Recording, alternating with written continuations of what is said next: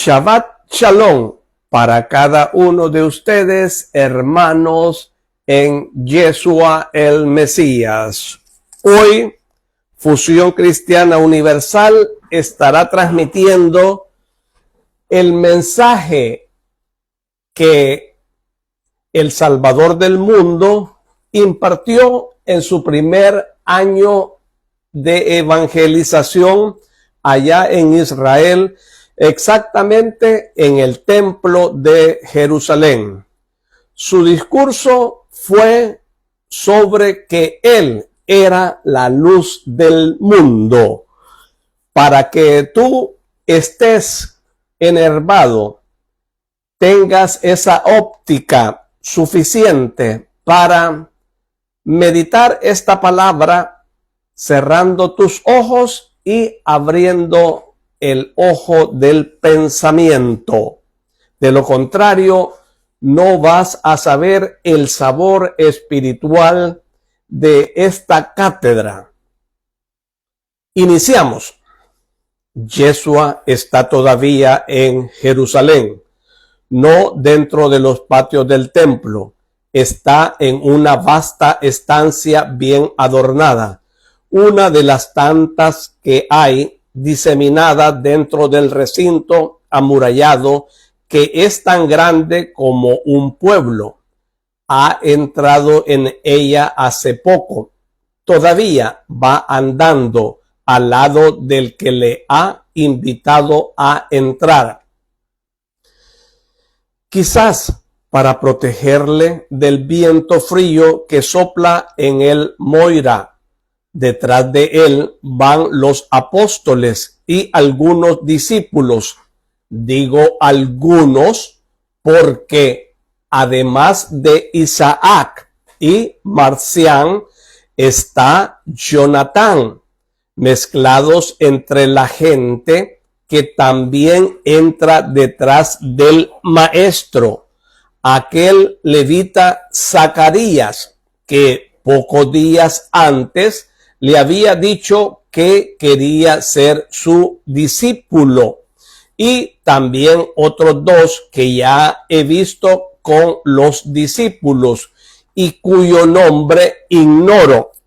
Pero entre estos benévolos no faltan los consabidos, los inevitables e inmutables fariseos.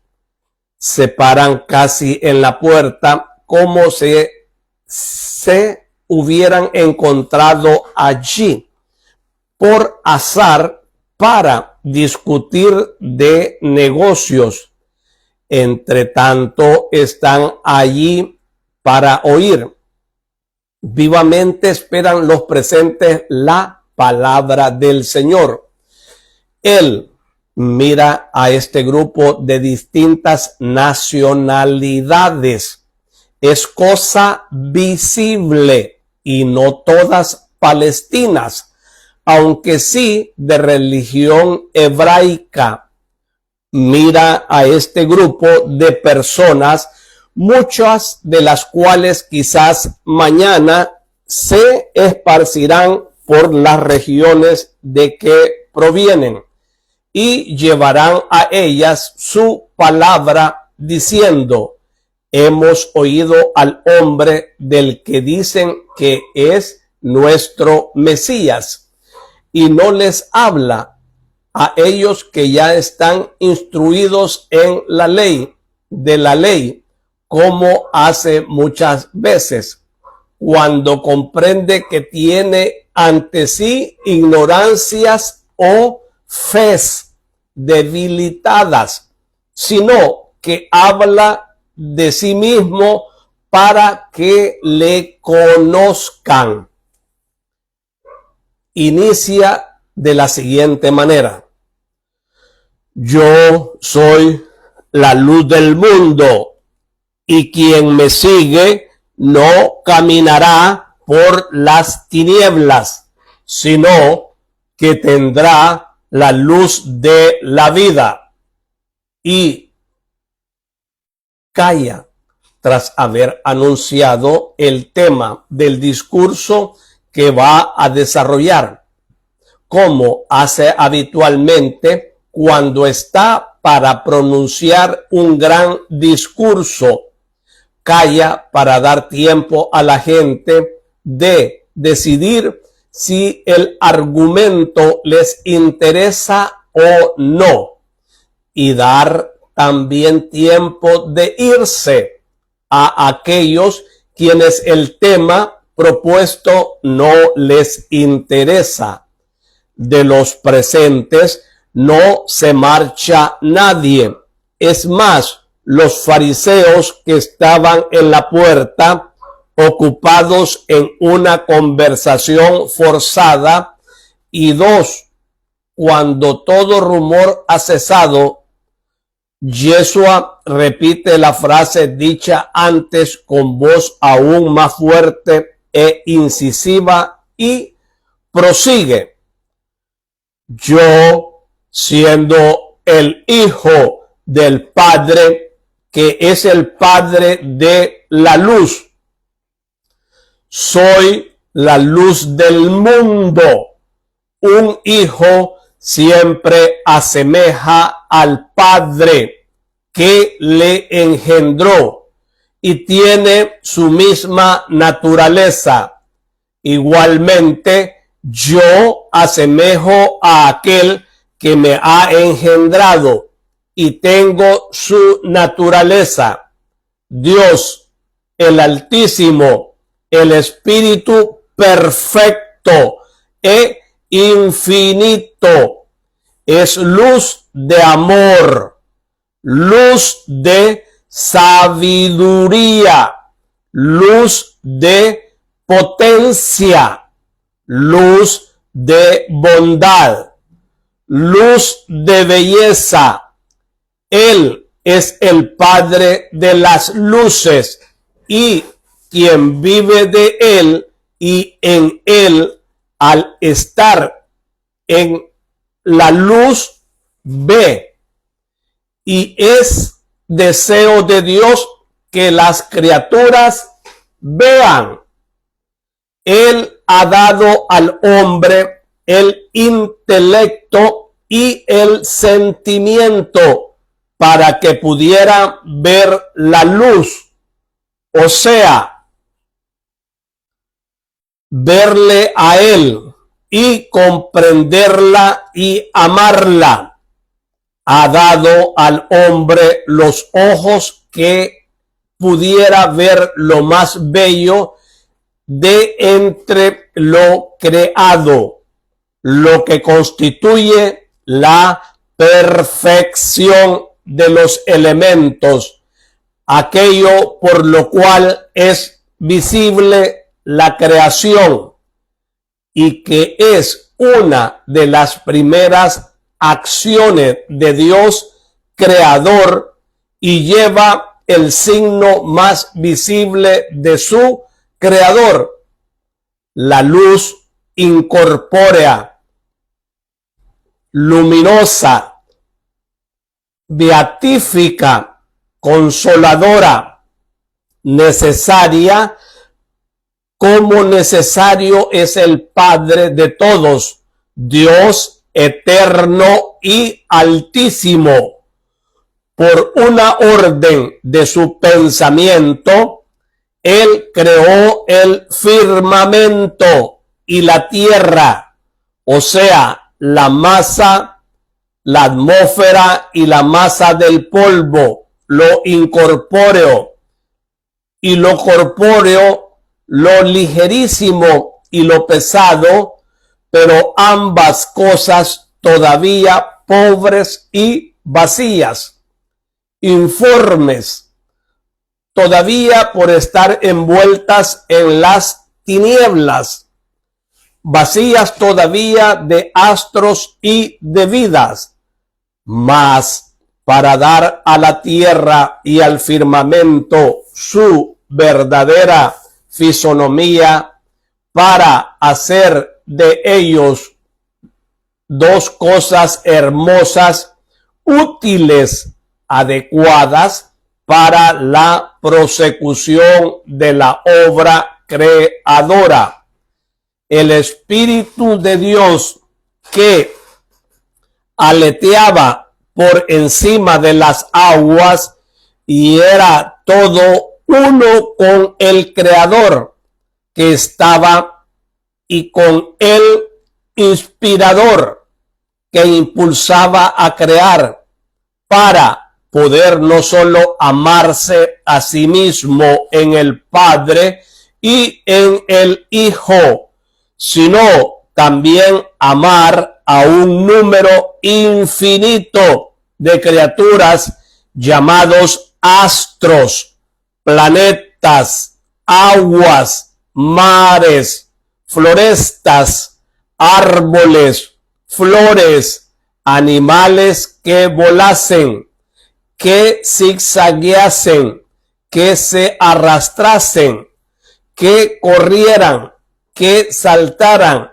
que treparan y, en fin, amar al hombre, la más perfecta de las criaturas, más perfecto que el sol, por tener el alma, además de la materia, la inteligencia, además del instinto, la libertad, además del orden, al hombre semejante a Dios, por el espíritu semejante al animal, por la carne al semidios que viene a ser Dios, por participación y por gracia de Dios y voluntad propia al ser humano, que queriendo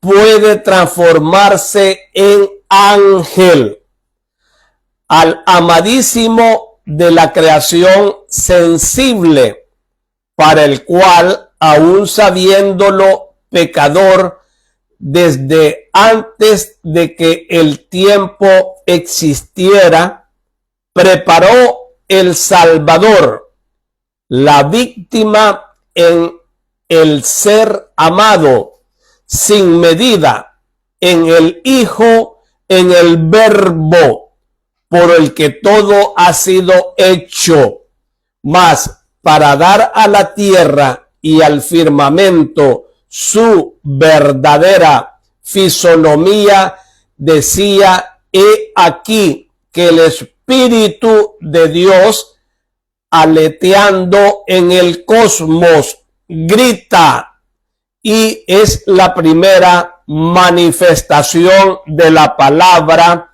sea la luz.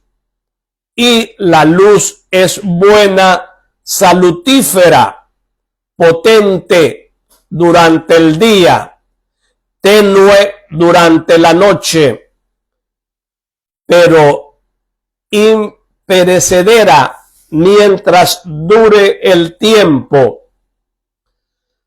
Del océano de maravillas que es el trono de Dios, el seno de Dios, Dios saca la gema más bella, la luz que precede a la gema más perfecta, que es la creación del hombre, en el cual no está una joya de Dios, sino que está Dios mismo con su soplo expirado en el barro, para hacer de éste una carne y una vida, y un heredero suyo en el paraíso celeste, donde él espera a los justos,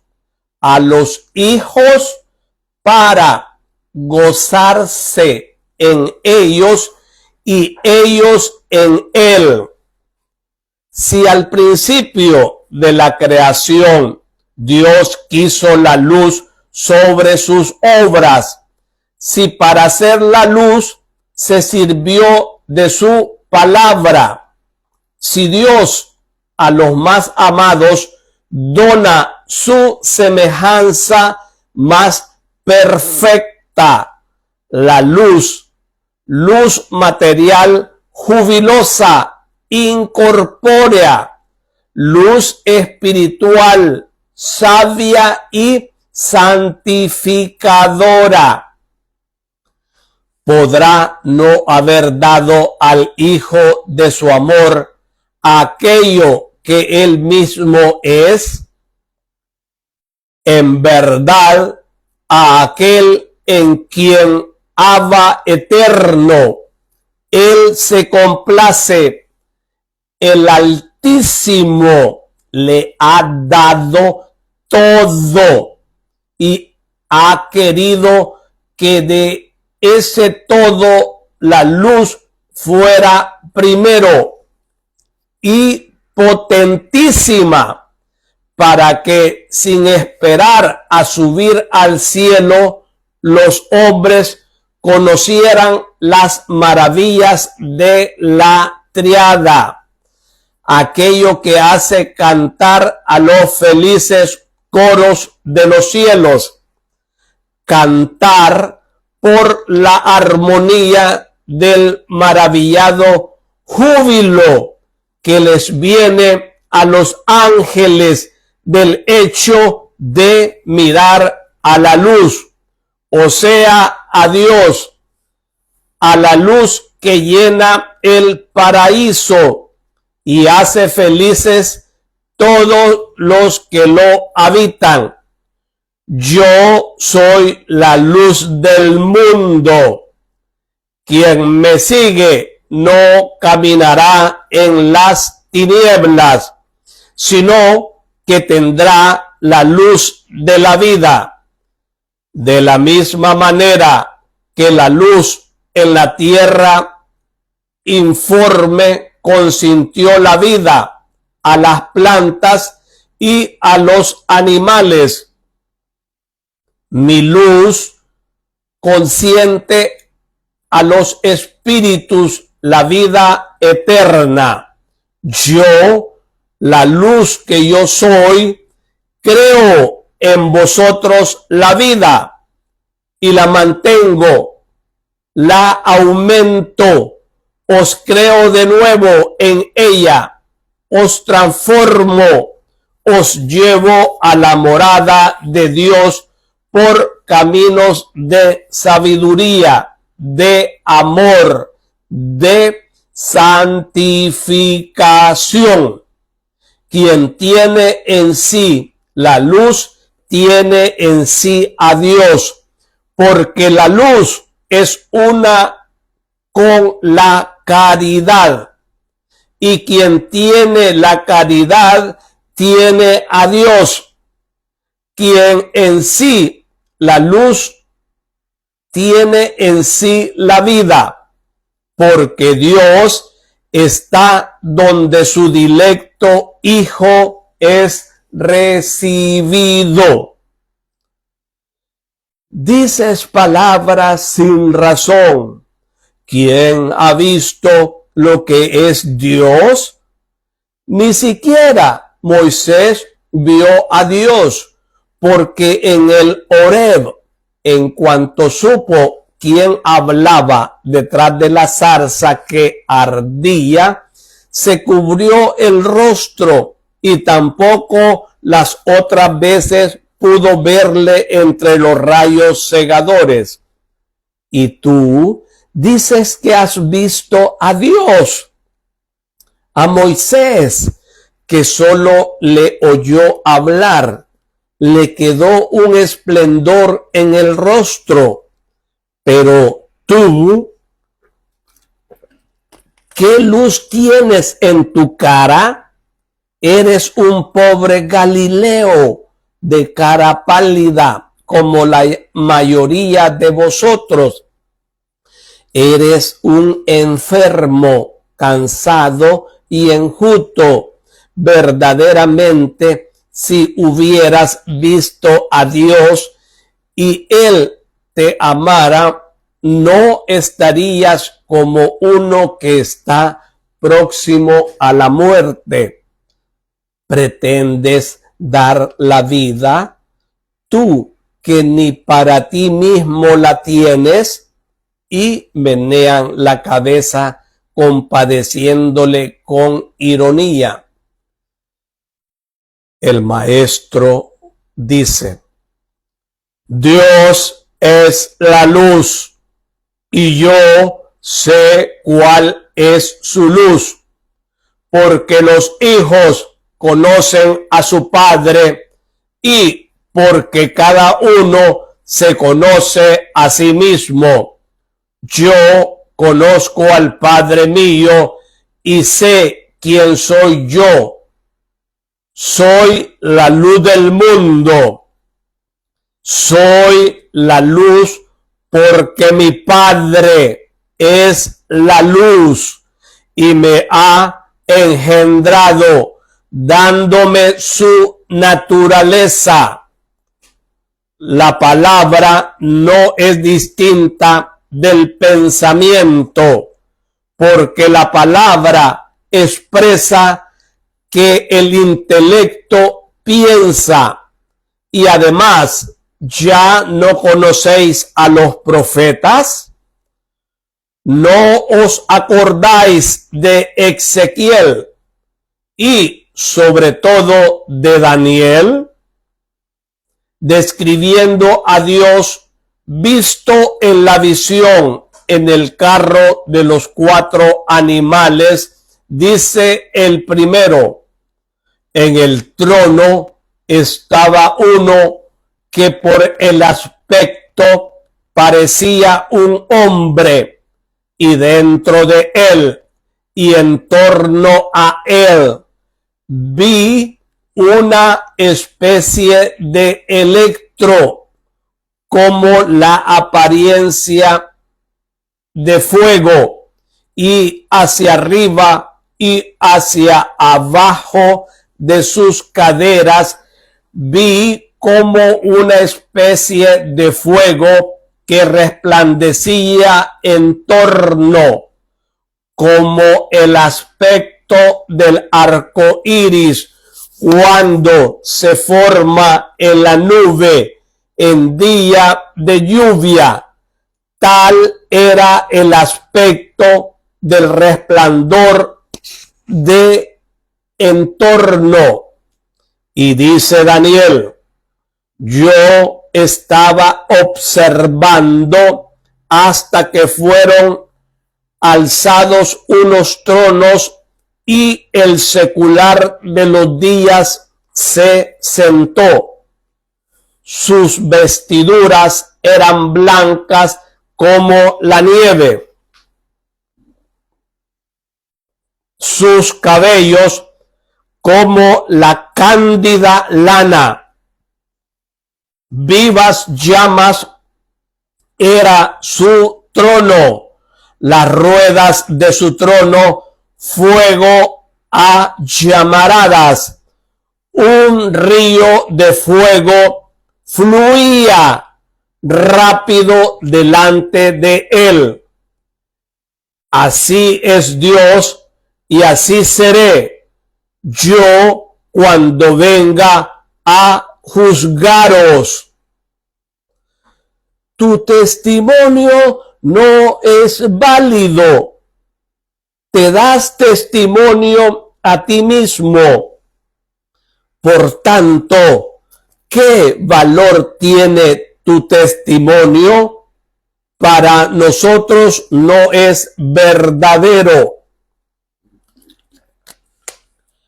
Aunque dé testimonio de mí mismo, de mi testimonio es verdadero.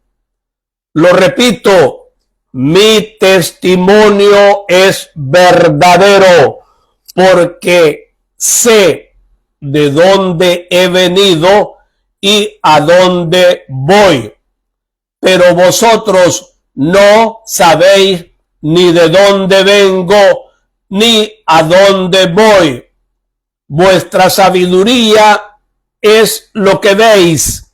Yo, sin embargo, conozco todo lo que al hombre le es desconocido, y he venido para que también vosotros lo conozcáis.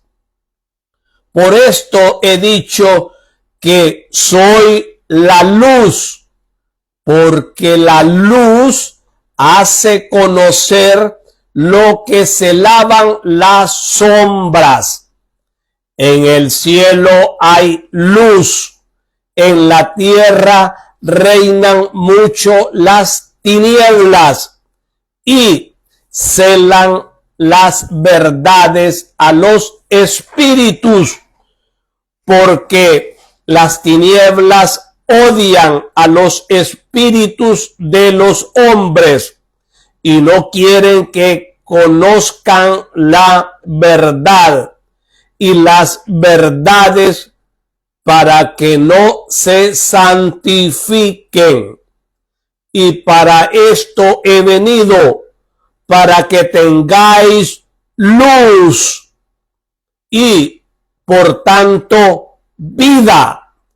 Pero vosotros no me queréis acoger, queréis juzgar lo que no conocéis y no podéis juzgarlo, porque está muy por encima de vosotros y es incomprensible para todo aquel que no lo contemple con los ojos del espíritu. Y un espíritu humilde y nutrido de fe, pero vosotros juzgáis según la carne. Por eso no podéis estar en el juicio verdadero. Yo, por el contrario, no juzgo a nadie. Basta que pueda abstenerme de juzgar. Os miro con misericordia y oro por vosotros para que os abráis a la luz. Pero cuando tengo realmente que juzgar, mi juicio es verdadero, porque no estoy solo, sino que estoy con el Padre que me ha enviado.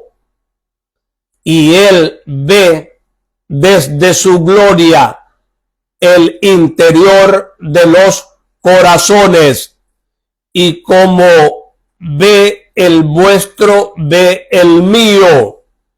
Y si viera en mi corazón un juicio injusto por amor a mí y por el honor de su justicia, me lo advertiría. Mas yo y el Padre juzgamos de una única manera. Por tanto, somos dos y no yo solo lo que juzgamos y testificamos. En vuestra ley está escrito que el testimonio de dos testigos que afirman lo mismo debe ser aceptado como verdadero y válido.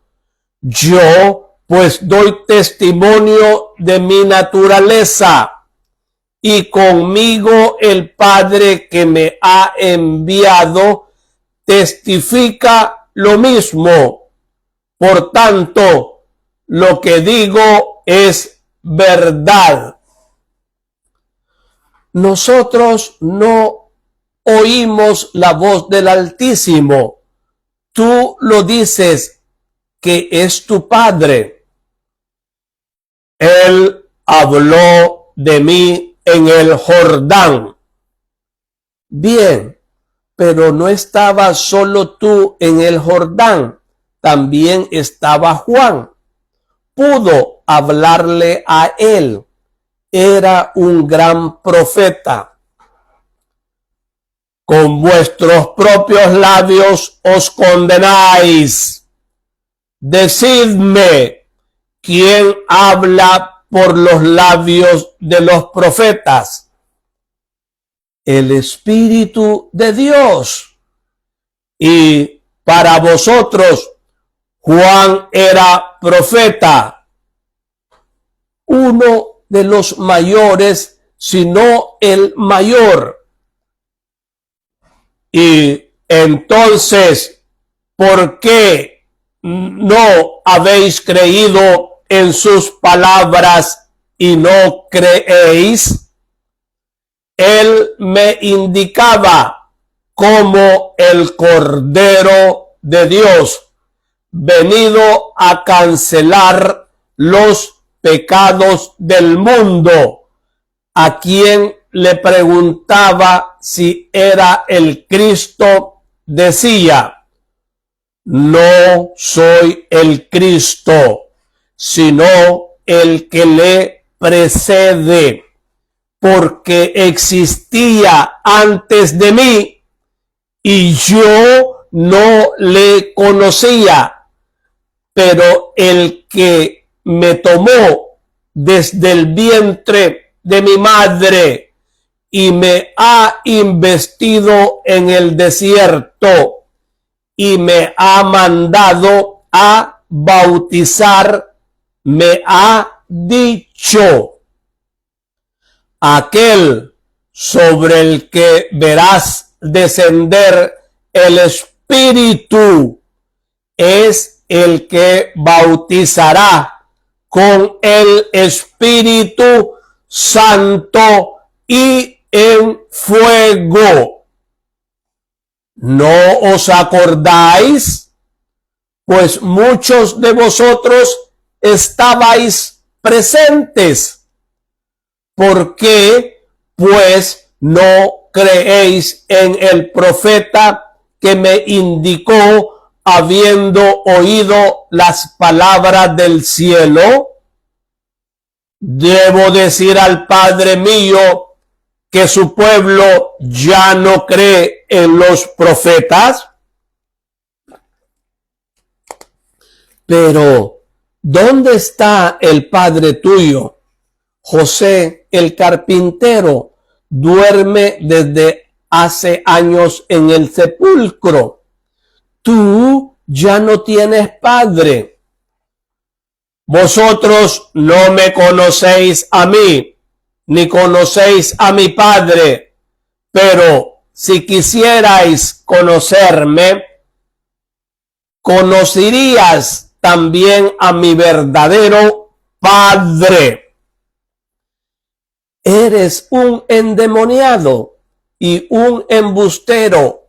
Eres un blasfemo. Pues, ¿qué quieres sostener que el Altísimo es tu Padre y merecerías el castigo de la ley? Los fariseos y otros del templo gritan amenazadores, mientras la gente los mira con torva mirada en defensa del Cristo. Yeshua los mira sin añadir palabra alguna y sale de la estancia por una puertecita lateral que da a un pórtico. Hermanos, esta es la sagrada, gloriosa, bendita palabra del Mesías Yeshua, expresada tácitamente al pie de su letra, y todo el pueblo dice: te alabamos, Señor. Hermanos, la verdad es que esto está más que sobrenatural, extraordinario, excelente, divino, porque hoy escuchamos en su plenitud lo que está escrito en San Juan 8 del 12 al 20. Vemos como aquí 8 versículos de un capítulo, y ustedes tienen el lujo, el privilegio, la dicha de escuchar lo que en la Biblia está resumido. Lógico, esto no es para todos, es para los que tienen sed de la palabra viva, gloriosa. Hermanos, date por bendecido en este día de reposo, que en hebreo este día es llamado Shabbat. En su originalidad de su nombre a este día, y en el cual hay un mandamiento. Éxodo 28. Ahí lo puedes escudriñar y enterarte que es el día en donde Hashem, donde Shaddai, donde Adonai nos bendice. Exactamente, tenemos bendiciones secundarias durante toda la semana, pero la principal bendición se da, se cumple en el Shabbat. Él dice que Él nos bendice, Él nos santifica porque es día sagrado. Escudriñenlo, hermanos, para que vean la riqueza de esta palabra. Acá el maestro da a conocer que Él es la luz del mundo, la luz santificadora, la luz que nos lleva a conocer en su enésima potencia a esa triada divina, gloriosa, bendita. Por tanto, hermanos, hoy tenemos una riqueza espiritual. Acá se nos da a entender cómo fue que el Dios vivo, Hashem, el Padre, por su pensamiento, Él hizo primero la luz y vio que la luz era buena. Por lo tanto, en la Biblia está muy bien escrito de que la luz era buena. Acá lo dice: luz de potencia, luz de bondad, luz de belleza. Él es el Padre de las luces, y quien vive en Él y en Él, al estar en la luz, ve. Y es deseo de Dios que las criaturas vean. Él ha dado al hombre el intelecto y el sentimiento para que pudieran ver la luz, o sea, verle a Él y comprenderla y amarla. Pero aquí la interrogante: ¿cómo es que vamos a ver esa luz cuando vemos la luz del sol? Eso es secundario.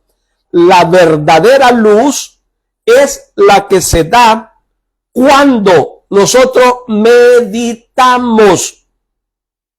Es allí, al cerrar nuestros ojos, que contemplamos en nuestro espíritu la verdadera luz. Lógico, así como estos fariseos, saduceos, no entendían, porque ellos estaban aferrados a lo que estaba fuera de sus ojos, y ellos tenían intereses creados en sí.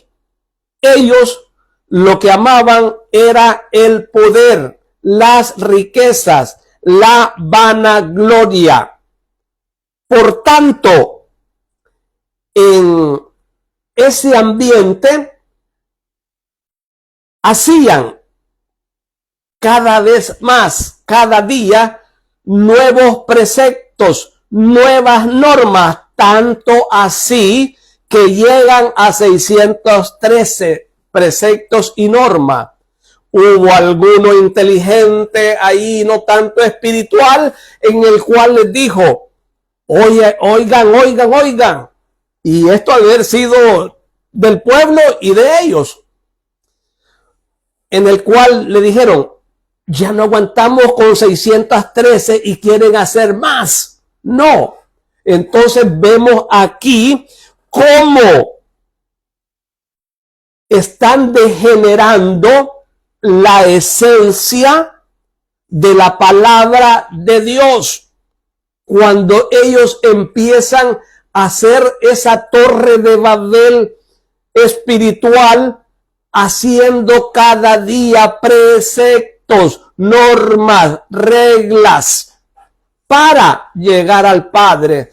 Cuando todo ese cúmulo, cuando todo esos escombros, lo que hacían era una maraña, y decían: ¿cómo cumplir 613 preceptos a la vez?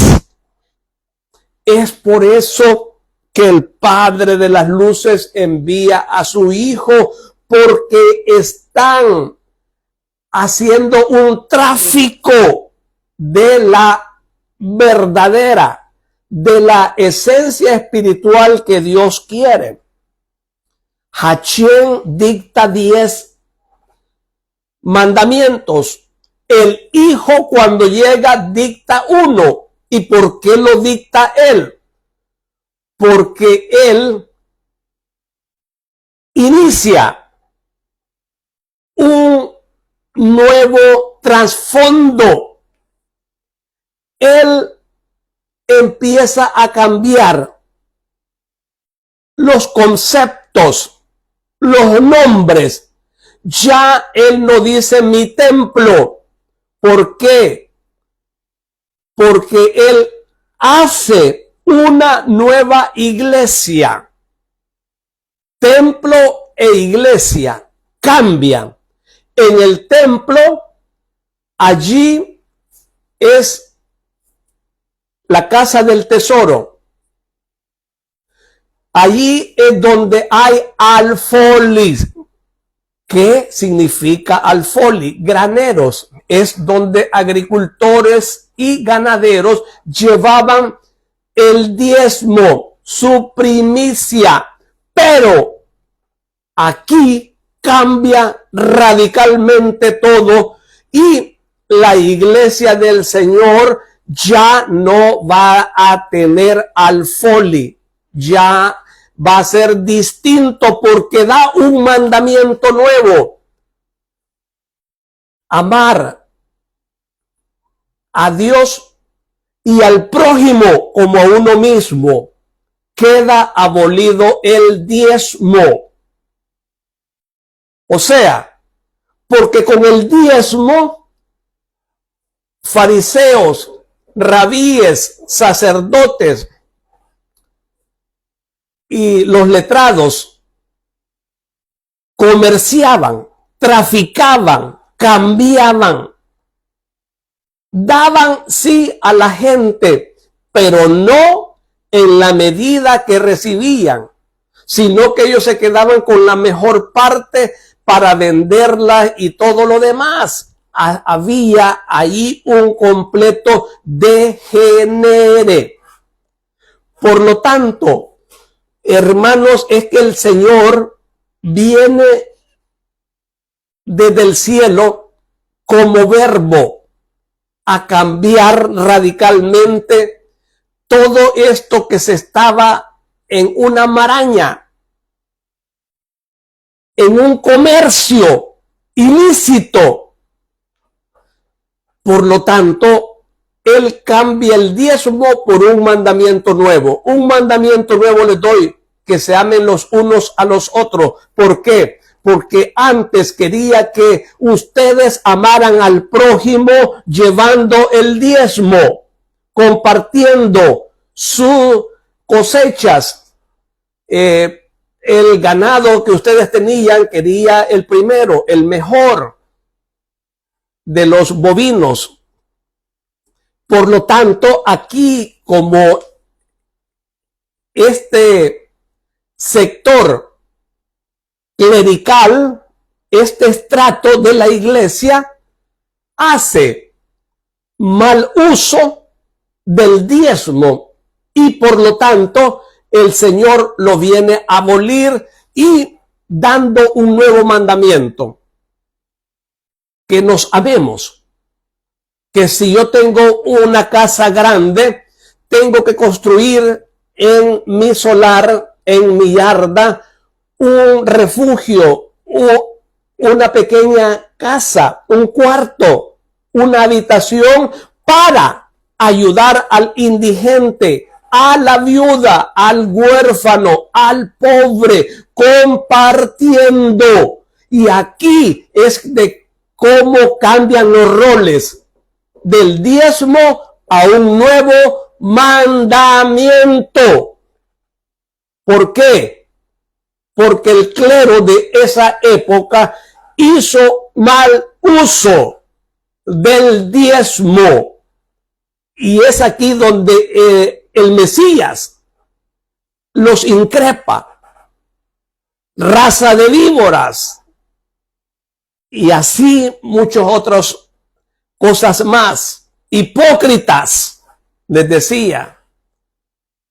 Entonces aquí vemos cómo el maestro dice que Él es la luz del mundo, que Él viene a clarificar.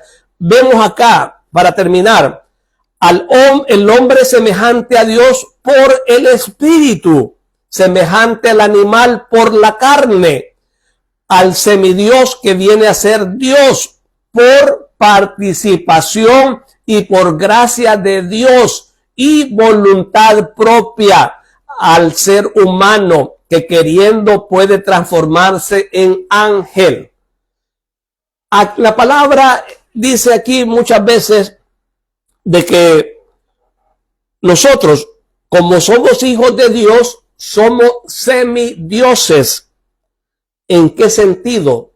En amar, en compartir, en ayudar, en generar, en ser solidario, en dar de nuestros bienes, nuestro alimento, nuestro techo, también vestidos, nuestros vestidos, compartámoslos también. Eso es lo que el Señor viene a que nosotros, a que escalemos a ser semidios en esa magnitud, en esa definición, y que también nos podemos transformar en ángel. ¿Y en dónde está esto? Confronten por favor ustedes en San Mateo capítulo 22 versículo 30, en San Marcos del 12 y 25, San Lucas del 20, del 34 al 36. Hermanos, esto ha estado riquísimo. Y ya, para cerrar, del océano de maravillas que es el trono de Dios, el seno de Dios, Dios saca la gema más bella, la luz que precede a la gema más perfecta, que es la creación del hombre, en el cual no está una joya de Dios, sino que está Dios mismo. En nosotros vive Dios. ¿En dónde? En el Espíritu. ¿Por qué? porque nuestra vida cesa, nuestra carne, pero la existencia, la vida está en la existencia. La existencia es todo, la vida es parcial, es parca, y la existencia es el todo. La vida termina en este mundo, pero la existencia que tenemos nosotros se llama espíritu, que es eterno para glorificar al Padre, al Hijo y al Espíritu Santo. Y por lo opuesto, si vivimos de acuerdo a nuestra voluntad, vamos a estar sometidos por castigo eterno, porque lo hemos decidido nosotros voluntariamente en esta vida. Hermanos, esto está más que suculento. Y aquí ya para allá, cerrando, acá dice que la luz es caridad, y quien tiene la caridad tiene a Dios. Quien tiene en sí la luz tiene en sí la vida, porque Dios está donde su dilecto Hijo es recibido. ¿Quieres recibir a su dilecto Hijo, cuyo nombre es Yeshua el Mesías? Arrepiéntete, cambia hoy, y Él va a hacer milagros, no uno, lo puede hacer varios, puede hacer muchos en tu vida, puede sanar tu enfermedad, cambiar la enfermedad por salud, tu pobreza por riqueza. Hermano, todo es que te arrepientas hoy, y ese arrepentimiento sube como aroma grato al Señor. Cambia tu vida hoy. No esperes mañana. El mañana no es nuestro. Hoy sí, porque estamos vivos. Mañana puede ser que estemos muertos. Hoy es el que cuenta. Mañana el futuro no. El futuro solo Dios lo sabe. Nosotros sabemos este día porque estamos respirando, comiendo, viviendo. Por favor, envía esto a los que más que puedas, para que, si tú no quieres salvarte, ellos lo van a hacer, y después van a estar altamente agradecidos contigo. Te van a abrazar, te van a besar la mejilla, la frente. Gracias, hermano, gracias, hermana, porque ese mensaje abrió mi espíritu que yo pensaba que no tenía. Alabado sea el Mesías, por siempre sea alabado, y a su nombre gloria, y a su gloria más gloria. Nos vemos el próximo Shabbat, si Dios lo permite.